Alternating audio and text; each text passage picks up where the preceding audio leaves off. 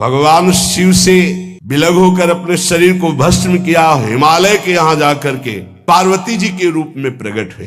हिमालय पुत्री पार्वती बाल्यावस्था से ही निरंतर ध्यानस्थ रहना शिव अनुराग में। जब किशोर अवस्था हुई, किसी से कोई संभाषण नहीं करती थी माता जी, हर समय भगवान शिव के ध्यान में निमग्न रहना, कठोर तप करना शुरू कर दिया।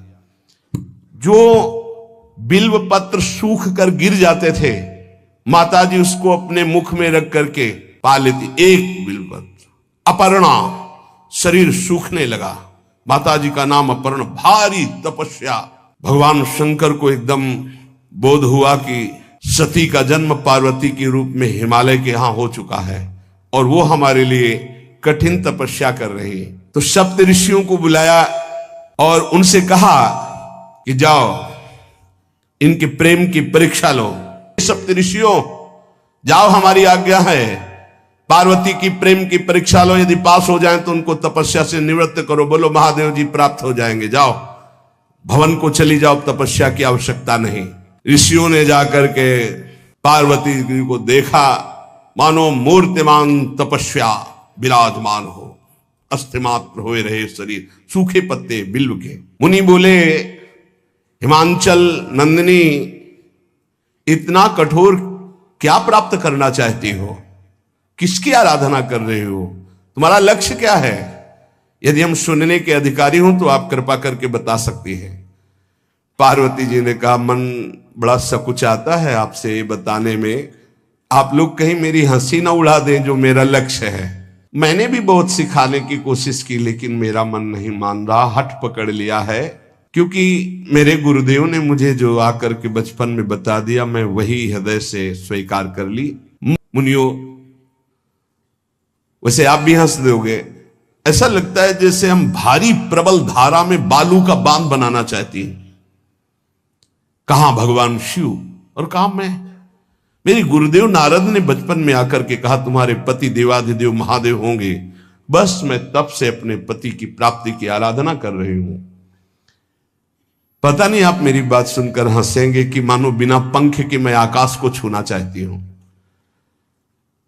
ऋषि हंस पड़े और कहा, बात तो सही है, पर्वत से उत्पन्न हुई हो तो इसलिए तुम्हारी बुद्धि भी हमें लगता है जड़ ही है।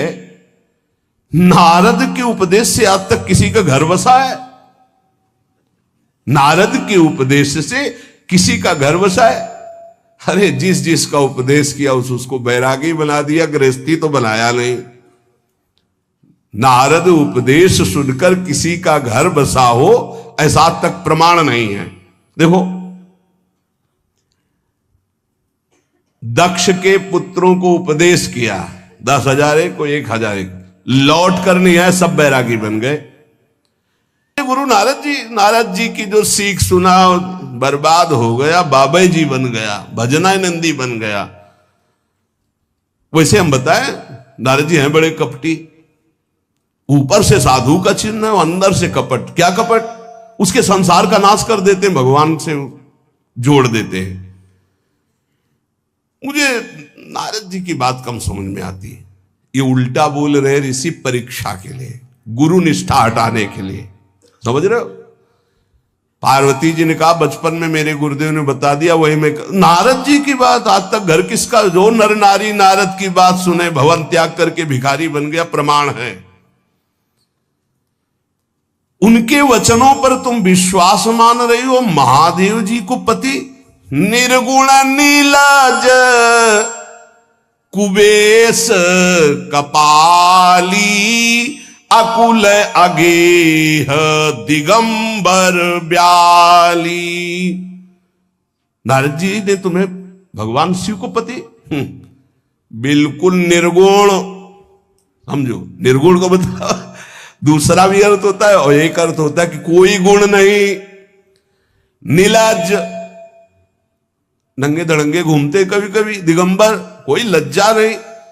कुबेश, भाई सुंदर मुकुट लगाए हो, पोशाक पहने हो, नहीं, चिता की भस्म लगाए, मुंडों की माला पहने, बहुत बाघंबर डाल लिया, ये कुबेश है।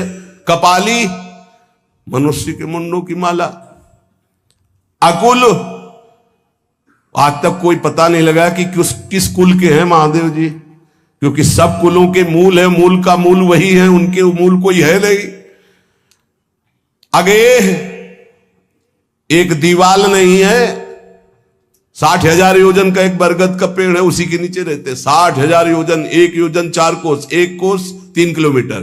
कितना बड़ा वटवृक्ष कैलाश में, एक वटवृक्ष जिसके नीचे रहते 60,000 योजन का, 6 ऋतुएं शोभा देती उसी वटवृक्ष के।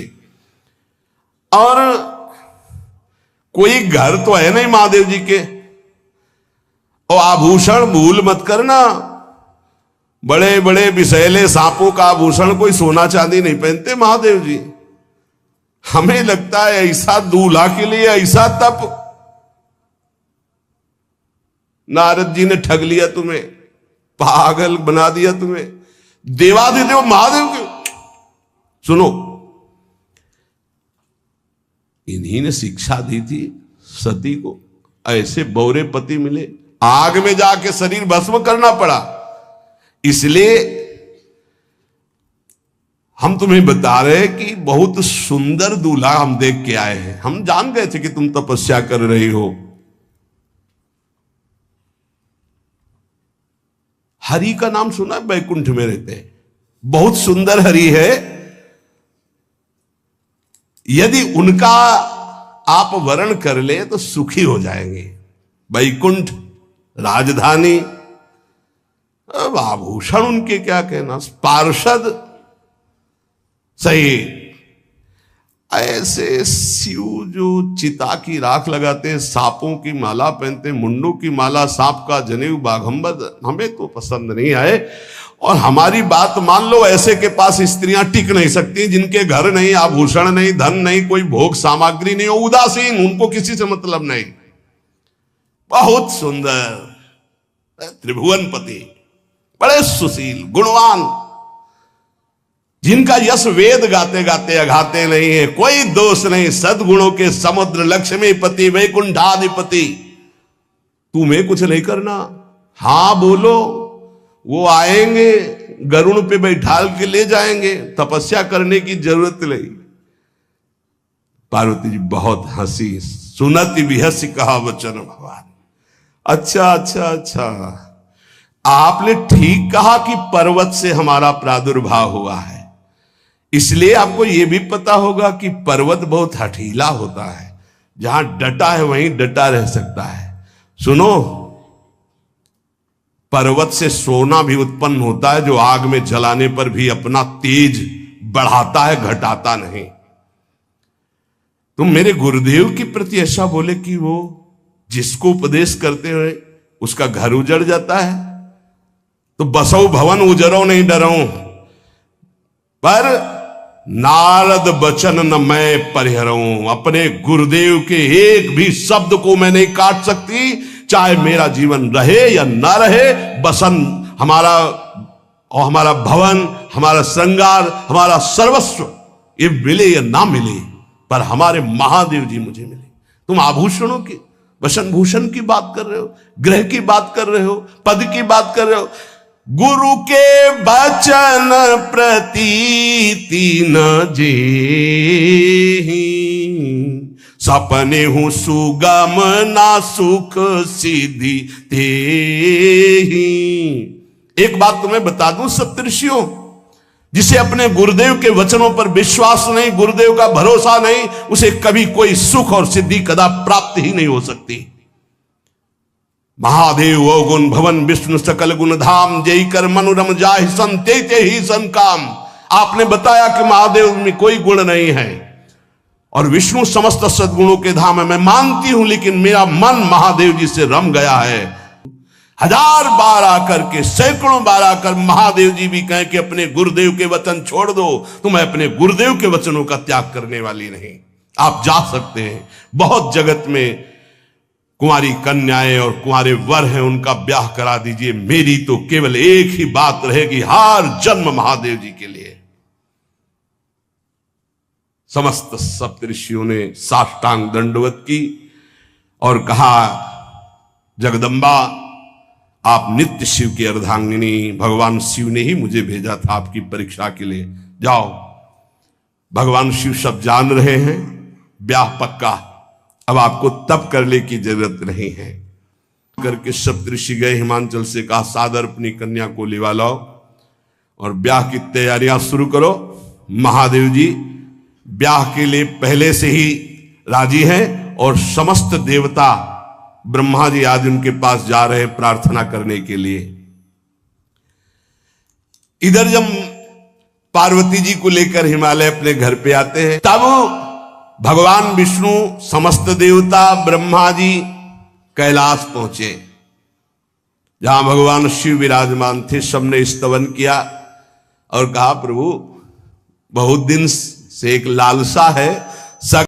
भगवान विष्णु, ब्रह्मा जी, समस्त देवताओं ने कहा प्रभु हम सबके मन में एक उत्साह है, आप दूल्हा हो, हम सब बराती हो, आपका विवाह देखना चाहते हैं। प्रभु ये उत्सव देख ले तो हमारा जीवन सार्थक हो गया, आप हां बोलो। कामदेव के मद को चूर करने वाले आपको दूल्हा रूप में देखना चाहते हैं हम सब। स्वामी का स्वभाव होता है सेवक को सुख देना।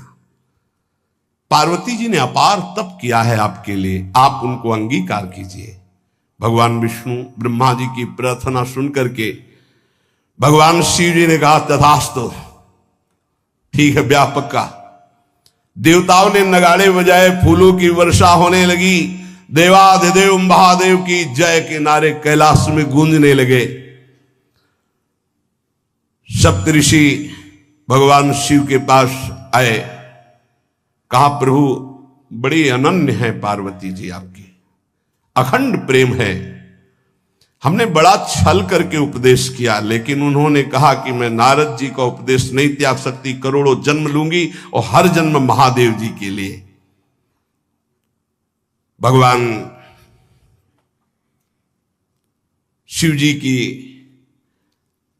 आंतरिक वृत्ति जो पार्वती जी की प्रीति की है उसे कोई नहीं जानता।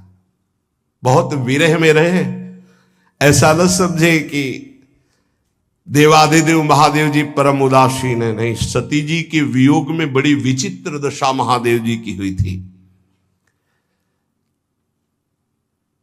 सप्तऋषि फिर गए पार्वती जी के पास और कहा भी बीच में घटना घट गई, कामदेव गया था महादेव जी की समाधि को भंग किया, तो महादेव जी ने कामदेव को भस्म कर दिया, तो अब ब्याह का मतलब क्या रह गया।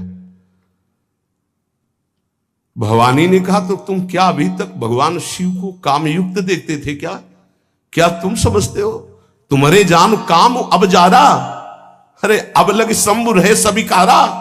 तुम्हारी नजर में अभी तक भगवान भिखारी थे और अब काम को भस्म किया है। अरे हमने भगवान शिव की आराधना की, हमारे जानी सदा शिव जोगी, अज अनवद्य अकामो अभोगी। मैंने तो शिव को सदा ही योग संपन्न ब्रह्मबोध देखा है। वचन और कर्म से, मन से मैंने यदि भगवान शिव को अपना स्वामी माना है, योगी, अजन्मा, अनिंद्य, काम रहित, भोगहीन, तो निश्चित मुझे प्राप्त होंगे। भगवान शिव के पास फिर सप्तऋषि गए, बोले प्रभु गजब की निष्ठा है, केवल आपके प्रति प्रेम है। ब्रह्मा जी ने लगन रची, सप्तऋषियों को बुलाया और कहा ब्याह दोनों तरफ, ये लड़की पक्ष की लगन, ये वर पक्ष की लगन। ब्याह तय हो गया, दिन नक्षत्र घड़ी, नगाड़े बजने लगे, देवताओं के लिए सुमन वृष्टि हुई। ब्रह्मा जी ने सबको बुलाया, हिमालय ने सबको निमंत्रण दिया, बड़े बड़े पर्वत भेंट लेके आ रहे हैं, बड़े बड़े रसनिधि समुद्र भेंट लेकर के आ रहे हैं। वहां भोजन पान के लिए हिमालय के पास कोई कमी थोड़ी थी, रस की नदियां बह रही थी, विविध प्रकार के रस, विविध प्रकार के फल, विविध प्रकार के भोग वहां सब व्यवस्थित किए जा रहे हैं। ब्रह्मा जी ने कहा देखो सबसे पहले नारायण की समाज रहेगी, दूल्हे की नहीं रहेगी, नहीं तो गाली ही पड़ेगी। हिमालय के यहां प्रवेश पाने के लिए बरातियों में सबसे पहले नारायण, फिर देवराज इंद्र का परिकर, वायु देवता, अग्नि देवता, सब देव, सबसे पीछे दूल्हा की बारात, दूल्हे की तैयारी हो रही भाई। चिता की भस्म, चिता की भस्म, जैसे पाउडर ले गए, पहले चिता की भस्म लगाई गई। अब जटाएं बांधी गई, जटा ऐसे त्रिभुवन का विनाश जब करना होता, जटा खोलकर जब तांडव करते तो कोई नहीं बचता। जटाकटा संभ्रमम भ्रमण निलंप निर्झरी बिलोलवी चिवल्लरी विराजमान मूर्धनि धगत धगत धगत जो ललाट पट्ट पावके। तीसरा नेत्र मानव विश्व का विनाश करने के लिए उसे पटबंद किए हुए विशाल जटाएं। जटा का तो मुकुट सवारा गया, अब जटा बंध है का ऐसे सांप, ये मुकुट सांप, और कुंडल करिया और भूरी भी थी। हाँ, सोने चांदी के लिए डंक मार दे तो बेहोश हो जाओ ऐसे। पहिरे ब्याला, बाजूबंद छोटे फण वाले, है कोई पनिहा, कोई दुमहा ऐसे, और ऐसे जनेऊ वासुकी नाग, गले के माला भगवान का विभूत, ऐसा स्वरूप है, और शेर की छाल नीचे, शशि ललाट, द्वितीया का चंद्र, शशि ललाट, ये मुकुट द्वितीय का चंद्रमा, सुंदर सिर गंगा, भगवती गंगा, फवारे ले उठते जटा के बीच से गंगा जी। नयन तीन, माथे वाला बंद है, दो खुले हैं। उपवीत भुजंगा, जनेऊ वासुकी नाग, गरल कंठ, नीलकंठ विष यहां रोके हुए, और मुंडों की माला, हाथ में त्रिशूल, डमरू बंधा हुआ, नंदकेश्वर पे सवार। बोले ऐसे दूल्हा के लिए दुल्हन तो त्रिभुवन में नहीं मिलेगी, ऐसा दूल्हा दुल्हन का मिलेगी। अच्छा, दूल्हा सज गया, ब्रह्मा जी ने देखा, बोले महाराज आगे आपकी सवारी। नारायण भगवान उनके चतुर्भुज पार्षद, शोभा सुगंध सौरभ, आगे गरुड़ पे सवार, पीछे हंस पे सवार ब्रह्मा जी अपना परिकर, देवराज इंद्र, भगवान विष्णु जी दूल्हे की तरफ देखे, बोले महाराज विष्णु कहा अस बिहस तब बोल सकल दिशराज, बिलग बिलग होई चलो सब निज निज सहित समाज। कोई भी दूल्हे के पास मत फटको, पीछे रहने दो, सब अलग अलग समाज चलो, नहीं पानी नहीं मिलेगा हिमालय के अगर आगे ये हुई तो। नारायण ने कहा कि दूल्हा के अनुरूप ही हम सब बराती नहीं भैया, दूल्हा सबसे पीछे, सब बराती क्रम से पहले हम, फिर ब्रह्मा जी, फिर देवराज इंद्र, ऐसे सब। भगवान शिव ने कहा तुम अपने पार्षद सब लिए हो, तो हम बुलाते हैं। श्रृंगी निकाली, जे ही बजाया तो भगवान शिव के पार्षद आ गए। शिव अनुशासन सुनि सब आए, प्रभुपद जलज शीस तिन, जय हो महाराज की आज्ञा करो। अरे वो दूल्हा देखा, देखा कैसा, बोले बरु बौराह बस असवारा, ब्याल कपाल विभूषण छारा। देखा है दूल्हा, बरु बौराह, बरु बौराह, बावरा है, क्यों? बैल पे सवार है, सांप की माला पहले, भस्म चिता की लगाए, मुंडों की माला। अरे पूछो मत, ऐसा दूल्हा। दूल्हे के शरीर तन छार ब्याल कपाल भूषण नगन जटिल भयंकरा, संगभूत प्रेत पिशाच जोगिल बिकट मुख रजनी चरा। जी के लौट के बता रहे, भाग्य मनाओ, जो जियत रहा है बरात देखत, पुण्य बढ़ते ही कर सही। जिंदा लौट आए, बड़े पुण्य समझो, जो बारात देख ले वो जिंदा रह जाए, बड़े भाग्य तिनके। देखी सो उमा विवाह घर घर बात सब लड़िकन। सबने कहा कि अगर दूल्हा को बाराती को देख के जिंदा रह जाए तो विवाह देख पावेगा, मतलब जिंदा नहीं रहेगा। जो बड़े बुजुर्ग थे वो समझा रहे हैं, देखो भगवान शिव हैं, ये उनकी समाज है, सबको वास दिलाया गया। अब आरती करने के लिए, सुमंगल गाने के लिए नवीन नवीन स्त्रियां पार्वती जी की माता के साथ आ रही हैं। मैना नारद जी के पास हिमालय गए, बोले हम तो संभाल लेंगे, घर में सब गड़बड़ हो गया। अरे इनको समझाते कि ठीक से आते, कैसे आए हैं ये, जैसे विनाश कर ले आए हो। अरे ब्याह कर ले आए, घर में सब बिगड़ गया, मैना बिखर गई, ब्याह बंद, अब नहीं होगा, संभालो जाके। नारद जी गए और जाकर के मैना को कहा, देखो ये इनका बाहरी रूप है, ये जो आपके यहां पार्वती के रूप में जन्मी, ये नित्य इनकी अर्धांगिनी सती है, जो यज्ञ भवन में शरीर छोड़ करके आपके यहां जन्मी, ये इनकी नित्य संगिनी है। आप ऐसा शोक मत कीजिए।